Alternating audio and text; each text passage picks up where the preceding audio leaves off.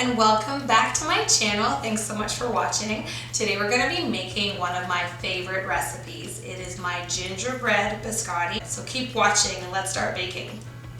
Our ingredients are 1/3 of a cup of vegetable oil, 1 cup white sugar, 3 eggs, 1/4 cup of Blackstrap Molasses, 2 1/4 cups of all-purpose flour, 1 cup of whole wheat flour, 1 tablespoon baking powder, 3 tablespoons of ground ginger, 1 tablespoon ground cinnamon, 2 teaspoons of ground cloves, 1/4 teaspoon of ground nutmeg. Optional are white chocolate molding wafers, which I highly recommend. Okay, you're gonna wanna get a big size bowl. So we have our 3 eggs, which I already broke. Put those in there. The sugar, and you're just dumping it all in at once. We have the oil. Now what I did first is I measured the oil in my little measuring cup here, and then so the oil will go in. And the reason I did that is I want this to be oily because you'll see that the molasses just pours out so much easier that way. So it takes a while. So as this is pouring, I'm just gonna try to get it all out. You want to get Blackstrap Molasses. Now, this was kind of an accident that I accidentally bought this kind. Normally for baking you use fancy molasses, so especially if you're doing gingerbread men, but I ended up getting this one and it just gives it that kick. So I've made this before with fancy molasses, that's the one you get from the grocery store, and it's just not as good. But on the flip side, do not use Blackstrap Molasses to make gingerbread men, because it's too strong and it tastes gross. But for this recipe, you want to get the Blackstrap Molasses. It's boring without it. And if you're in Canada, you can get that at Bulk Barn. So you're just gonna take a wooden spoon and mix this all together. What's great about this recipe is that you don't need a mixer. So this one is all done by hand. So just mix it in until all those eggs are gone. And once that's done, we can move on to our dry ingredients. I have the 2 cups and 1/4 cup of flour, all-purpose flour right here. So I'm gonna mix that in with everything, just all at once. The whole wheat flour, 1 tablespoon of the baking powder, the cinnamon, the ginger, cloves, and nutmeg. Take a dry whisk and make sure and just mix it all together. And just go slow so you don't get it everywhere, because I'm really good at that. And just so you know, this biscotti, I don't know if it's not going to be a traditional Italian biscotti, but it's really good and it's firm, but you don't have to dunk it in anything to eat it. My kids love this. It's a great recipe and I love it. So we're just going to mix this right into our wet ingredients right here. I'll just give that one other little mix as it's been sitting for a little bit. And then we're just gonna plop this in, not all at once, but I'll do like a little bit, put it on the side, mix them in. It is gonna get a little bit messy, so maybe this is a good time for me to speed up so you're not watching me mix this. Now it will get, see, I told you I'd make a mess. Nice. It will get harder to mix. Make sure your hands are really clean and mix it with your hands. Throw this in my sink.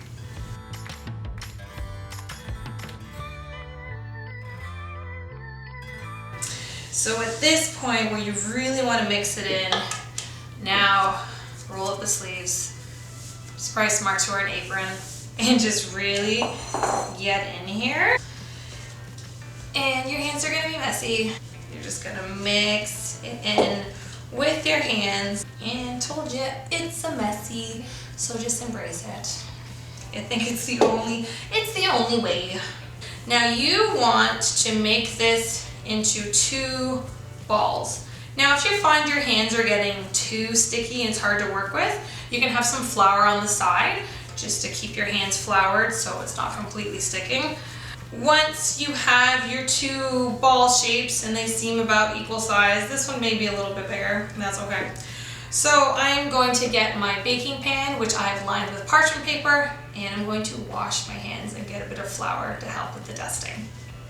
I've got a bit of flour to put on my hands, and I've got my baking tray lined with some parchment paper. And now would also be a good time, if you haven't already, to preheat your oven to 375 degrees. Okay, so get a bit of flour on your hands.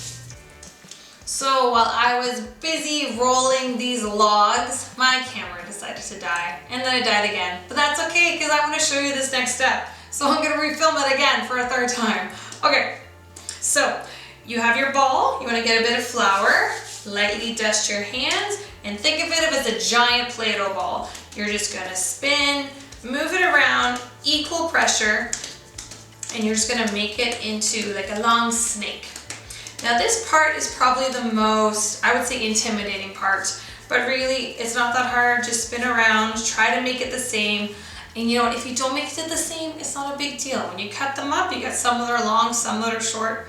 It doesn't matter. So once you've made it, it's about, I want to say a foot, maybe longer, you're going to use your fingers and just lightly press it, or your palms, and make it to about ½ an inch.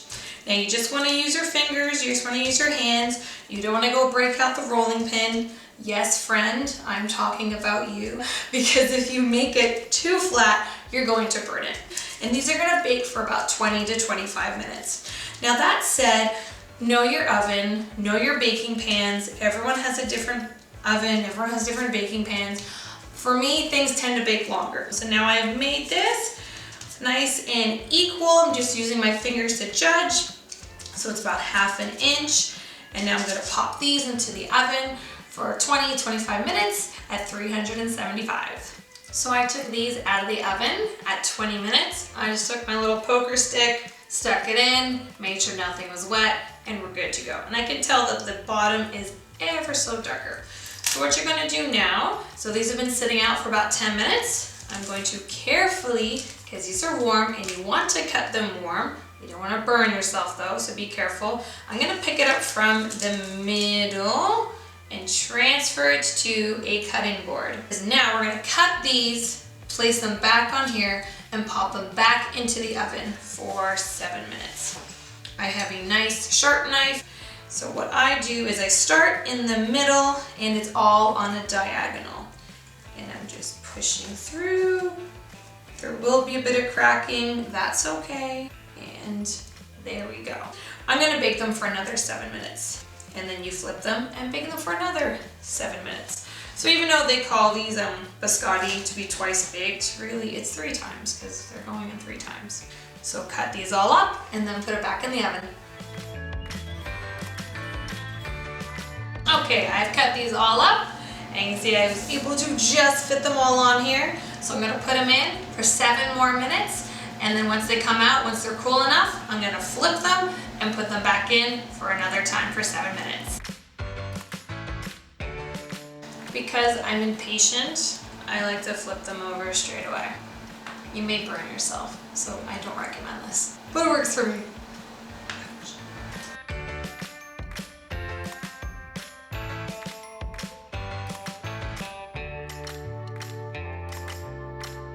So these are now done. They're still a little soft, but as they cool, they'll harden up. If you don't want to add any chocolate, you're done, and they're all ready to eat or give away.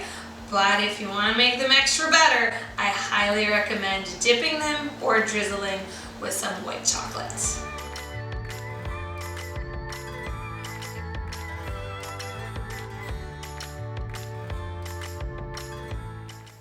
Thank you so much for watching.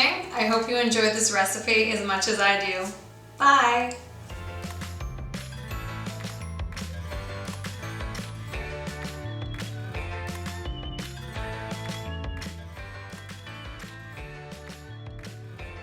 See, I'm drinking water because when I did my sugar cookie recipe, I had a lot of comments saying that I need to drink water. So I'm trying, guys. It's just my voice. I'm sorry. I talk a lot.